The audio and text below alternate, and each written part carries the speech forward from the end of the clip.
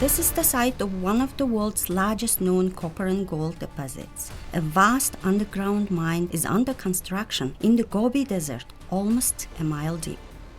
Mongolia's Oyu Tolgoi mine is a $12 billion investment to mine copper and gold from underground and an open pit.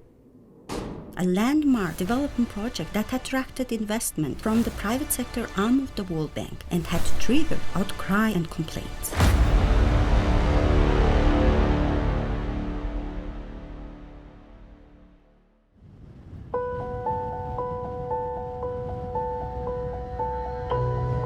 Монгол хүн чинь би сургуульд байхдаа л багш нар хүн байгаль хоёр хувийн холбоотой гэж бид нар заадаг байсан. Тэгээд яг ингээд их том техник эксгээр ухаад ингээд их сэтгэл зүйн хувьд их маш хямарч. Тэр үед бол одоо тэгээд маш их нөгөө өрмийн цаанууд өрөмцсөн учраас одоо задгаа усан маань багасаал задгаа нөгөө ил жоохон задгаанууд байдаг малууд. Тэр маань багасаал ирсэн.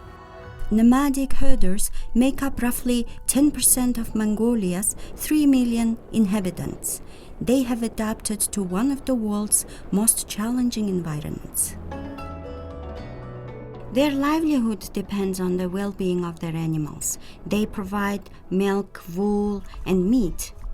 And sharing the scarce water resources with an industrial operation seemed not an option. Concern spread quickly among the herder families that it must be the mine that was responsible for their wells drying out and springs disappearing. Задгаа ус эхлээд манай чинь бороогийн задгааг сайхан задгаа байсан.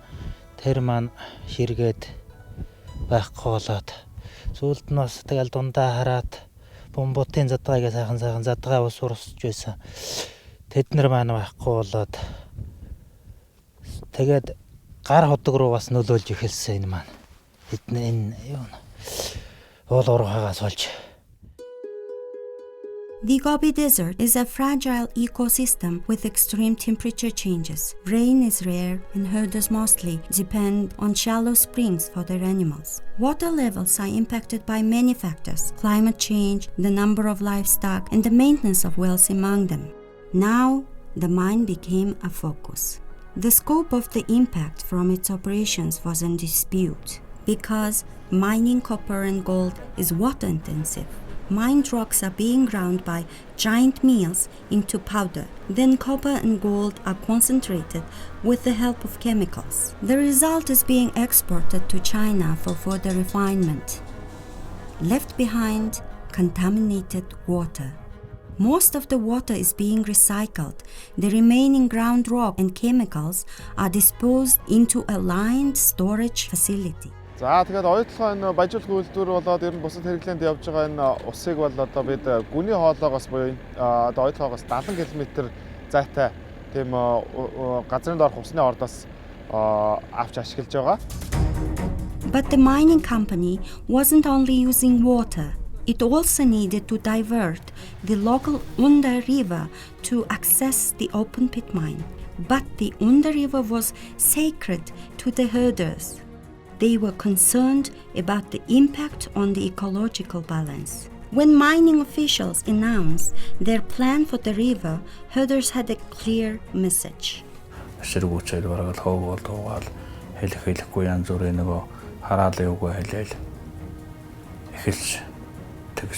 Тэгэл ер нь бид хэсэг хүмүүс төрийн бус байгууллага байгуулаад.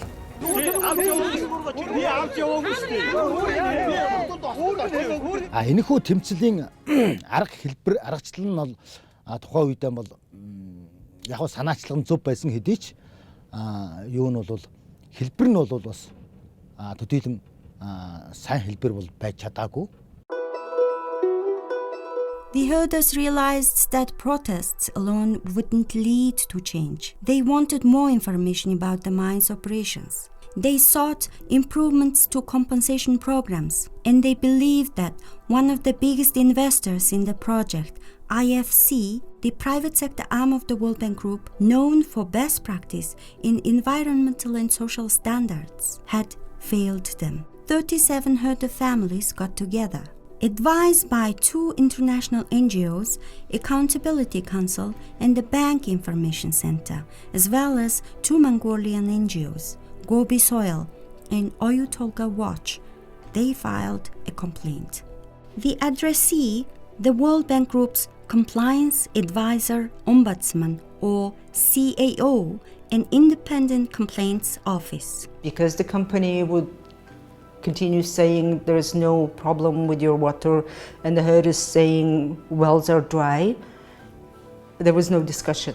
There was just shouting, yelling at each other and going apart. With the CEO, that has changed. Parties started listening to each other, to hear each other. Washington-based investor IFC was open to scrutiny of the project. So we're happy to work with the CAO.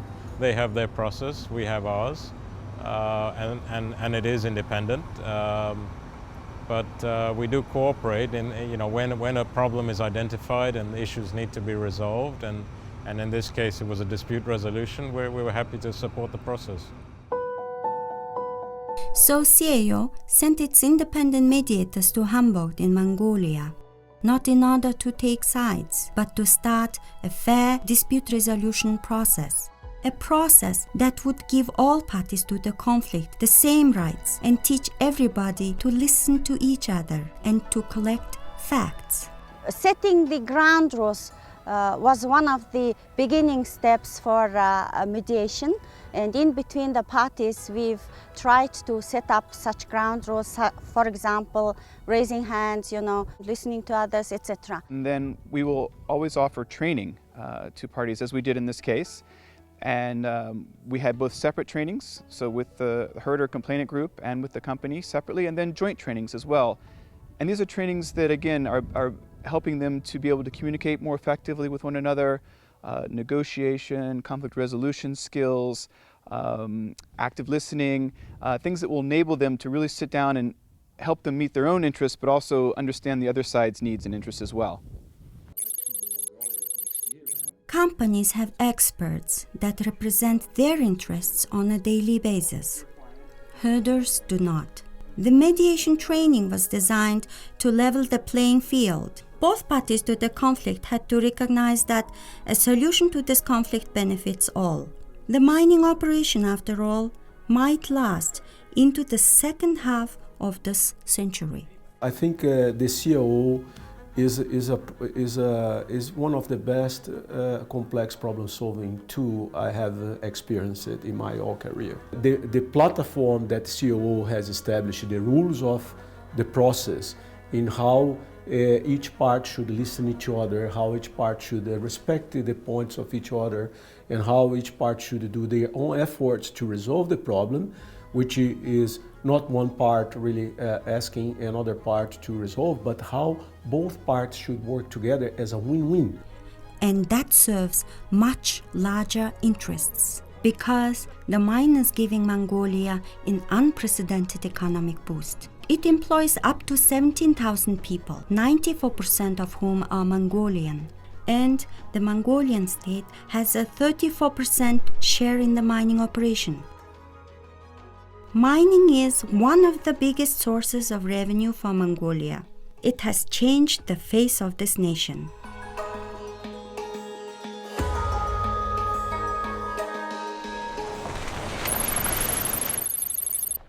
After the training and 2 years of negotiations, the conflict parties agreed to the creation of what's called the Tripartite Council, equally composed of representatives of herders, the mining company, and the local government. It addresses all matters of concern. It seeks and provides information and ensures that agreements are implemented.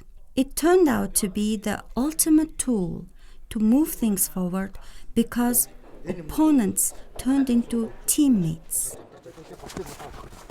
One of the biggest steps, the establishment of a joint fact-finding process. Representatives of all parties to the conflict would work together to verify herder claims and collect undisputed data. Харилцсан, ярилцаж, асуудлыг маш олон талаас нь ярилцаж бас энэ нөгөө хамтран баримт олж тогтооно гэдэг маань зөвхөн нэг тал нь ингээд үзчихэд нөгөөтгөө яриад байх биш те. Гуруулаа яг газар дээр нь үзээд за эн чинь үнэхээр тийм юм байх шүү гэдэг энэ ойлголтод хүрчиж байгаа учраас тухайн асуудлаар ингээд ширээний ард суугаад ярихад бол маш амар байдаг. The result, a scientific study commissioned by the Tripartite Council that delivered an independent assessment of the situation. A 289-page document pointing out shared responsibilities and recommending fixes wherever due. The recommendations led to a wide range of initiatives addressing community concerns and making the project more sustainable. It has been like a combination of near 100 actions and initiatives that really we have been working together really to address those issues. But the most important, build is strengthen the community while we are working as socially responsible, respecting and managing well the environment, but for a long sustainable run. The community programs have established goodwill among the herders. Some families received scholarships for their children. Others received professional training. These women decided to create their own business. The mine chipped in, providing funding, business coaching, and donating the sewing machines. With 12 owners and 7 employees, the women now produce protective clothing for the mine, providing income to 19 families. Ер нь бол нөө сургалтын зорилго маань болохоор энэ хүмүүсийг орлоготой болон цаашид манайхаас ингээд тусгаарлага гараа явахад өөрийн гэсэн гар хөлөө хөдөлгөөд юм хийдэг учраас болгоно гэсэн зорилготой их хэсэн сургалт учраас ерөнхийдөө сургалтын гол чиглэл маань болохоор зах зээл нь хажуудаа байгаа гэдэг утгаараа бидрэг бол шууд ажлын хувцсан дээр. The mine also provided portable ultrasound devices to the local hospital so pregnant women wouldn't have to make the long and strenuous trip from the grasslands for a checkup.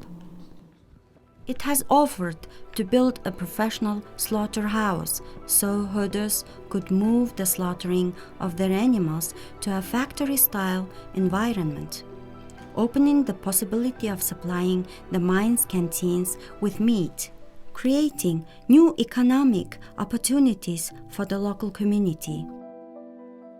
The CAO's Oyu Tolgoi case is closed, but the dialogue continues. Монгол хүн бас ийм эрүүл маргаан жоохон дургу байдаг тийм ээ ажил үйлс өөр хүүхдүүд муугаанууд бол нэ ялангуяа манай өвөг эмээ тэр бол тийм нас зайлсхийж явж байгаа гэж их захидаг байсан. Би бас тэрнийг их л баримталсан хэрнээ тэгэл юм ч өөрөө ирэхгүй л ороод явцсан. Одоо энэс хойш маань компани маань бас одоо тийм малчид тайгаан тийм одоо байгаль орчинд бас тэгэл сөрөг юм гарах нь гарна л да. Тэгэл гомдол гарах төвшний юм бити гаргаасай л гэж бодож байгаа.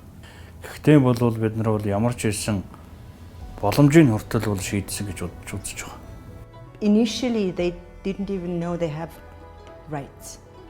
So telling them that you have a right to your traditional pasture, water, natural resources, and you have the rights to demand, and you have these mechanisms was important. That's kind of a knowledge and understanding.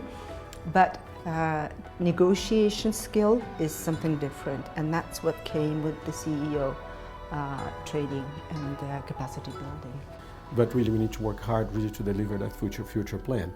We don't want that this lack of trust come back in future. So we want really not only sustain and maintain, but we want to continue improving that. The partner company has done a phenomenal job. They've been very transparent, they've been open to finding solutions.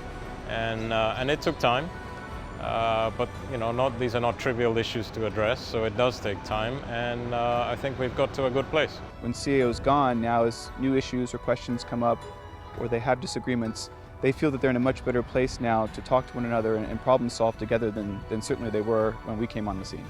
It's a feeling of just joy, pride, happiness for them, just to see that they're going to be able to carry on working with one another in a constructive way without CAO's assistance is with some sustainable outcomes. That's the greatest reward that we can get in the work that we do.